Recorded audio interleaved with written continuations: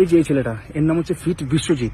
এই ছেলেটা আমাদের দেশের আর্মিদের নিয়ে, আমাদের দেশের জওয়ানদের নিয়ে, ফৌজিদের নিয়ে খুবই বাজে মন্তব্য করেছে এবং অনেক কুরুচিকর কথা বলেছে এবং অনেক গালাগালিও করেছে। তো এই ভিডিওটা আপনারা অনেকেই দেখেছেন বা অনেকেই দেখেননি। তো আপনাদের কাছে আমি অনুরোধ করছি যে এই ভিডিওটা পুরোটা দেখবেন, তারপর আমি কিছু কথা বলবো। আপনাদেরকে আমি হাত জোর করে বলছি এই ভিডিওটা আপনারা শেষ পর্যন্ত আপনারা দেখবেন। দেশের জন্য করে কে বাড়া, দেশের জন্য করে। জন খেটে খাস, চাকরগিরি করে সেটা স্বীকার করবি বাড়া, ঠিক আছে? আর এইটা ক্ষমতা রাখবি। তুমি এমন কোনো বাল হয়ে পারোনি বোকাচোদা কোথাকার। তোমাকে মাইনা দেওয়া হয় বলেই তুমি ডিউটি করো। তোমার বোকাচোদা তোমার মাইনা না দিয়ে তোমার গাড়ি ঢুকে যাবে সব তোমার ডিউটি, বোকাচোদা কোথাকার। ঠিক আছে, দেশে ভালোবাসা চোদে, তাহলে টাকা নেওয়ার দরকার কি? তাহলে ভালোবাসা যখন থাকে এখনই বোধহয় ডিএ ভাড়া 2% আটকে দিলে গান আন্দোলনে বসে পড়ে, মাইনা কমে গেল, মাইনা কমে গেল। ওইটা মনে হয় সরকার যেমন একটা, প্রথম কথা, সরকারি চাকরি যারা করে ভাই 60,000 2 লাখ যারা মাইনা নেয় তারা 6 টাকারও কাজ করে না। আমি একদম ওপেন বলছি।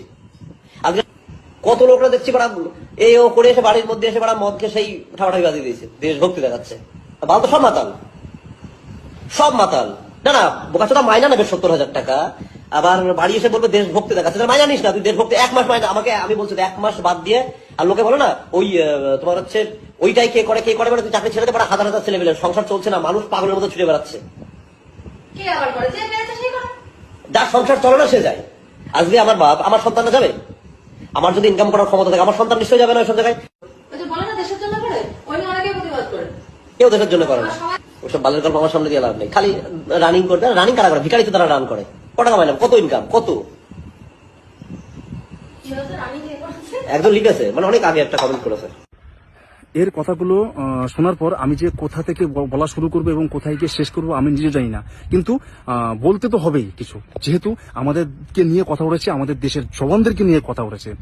তো আমার জীবনের ঘটে যাওয়া দুটো ঘটনা দিয়ে আমি বলা শুরু করি। দিনটি ছিল 2022 সালের জানুয়ারি মাস। কাশ্মীরের মধ্যে ভারত বনাম পাকিস্তান বর্ডারে, আর বরফে ঢাকা পাহাড়ের ওপরে ঘন জঙ্গলের মধ্যে, এবং সেখানে আমাদের রান্নাবান্না হতো কেরোসিন তেল দিয়ে, স্টোভের মাধ্যমে। যেহেতু ওইখানে গ্যাসের সুবিধা ছিল না, এই কারণে ওইখানে তাপমাত্রা থাকে -15 থেকে 20-22 ডিগ্রি সেলসিয়াসের মধ্যে আর কি। গ্যাস সেখানে ঠান্ডায় জমে যায় যে কারণে, এবং আমাদের কেরোসিন তেল ক্রমশ শেষের দিকে যাচ্ছিল। তো একদিন আমরা জঙ্গলে আর কি গাছ কাটতে যাই, মানে কাঠ কাটতে যাই, সেই কাঠ দিয়ে আমরা রান্নাবান্না করবো। তো সাথে ছিল আমার একজন ব্যাটসম্যান এবং দুটো সিনিয়র স্যার এবং একজন সিনিয়র কমান্ডার, ঠিক আছে? তো আমাদের গাছ পাশ সব কাটা হয়ে যায়, কাঠ তো যে যার মতো করে বেঁধে মাথায় করে আমরা আমাদের ক্যাম্পের দিকে রওনা হচ্ছিলাম নিয়ে। তো কিছুটা দূর যাওয়ার পরে আমাদের থেকে 30-40 মিটার দূর একটা শুকনো কাঠ দেখতে পারে আমাদের আমাদের কমান্ডার স্যারটা। তো সেই কাঠটাকে আনতে যায়। 25-30 মিটার দূর পর্যন্ত যাওয়ার পরে হঠাৎ করে একটা ভয়ঙ্কর আওয়াজের সাথে ওই স্যারটা প্রায় 7 থেকে 8 মিটার উঁচুতে উঠে গিয়ে ধপাস করে নিচে পড়ে যায়।